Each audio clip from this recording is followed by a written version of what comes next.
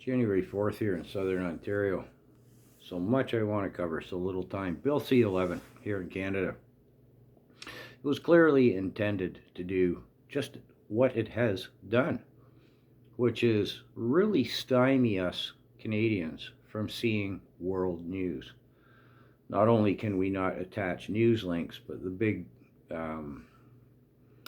YouTube, Facebook, whatever you call those carriers, whatever the proper terminology is, said, no, we're not going to pay your money. So the Canadians, now I can go and watch geopolitics news from around the world, but I have to go find it. I can subscribe to it still, but it doesn't come up on my feeds. It's worked very effectively. My point is, watching geopolitics, becomes clearly evident how much power the WEF has. How many countries have been led for so long by World Economic Forum leaders, members as leaders. France, the Netherlands up until recently when they get rid of Mark Rutte. What's happening in Germany, what's happening in the UK. Italy, which went right and got rid of Maloney's two predecessors were WEF. The list goes on and on. I was watching this morning, Norway has said they're not playing anymore with the net zero stuff, they're catching on. Problem is the EU member countries are still under the grip of the European Union Commission, headed by Ursula von der Leyen, who sits on the World Economic Forum Board of Trustees.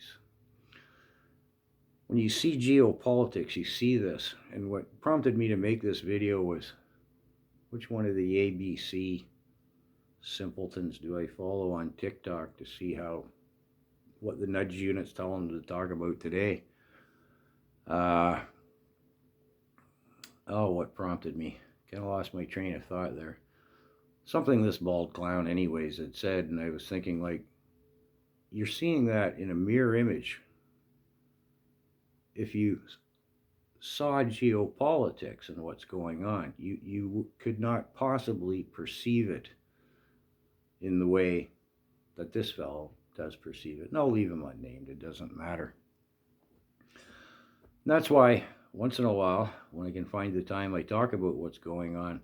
The farmers' protests, for example, they weren't limited to the Netherlands. They were happening in Germany. They were and are happening, I should say, in the UK, in France, even in Italy, which again has gone to the right, but is again to some extent handcuffed by being part of the European Union.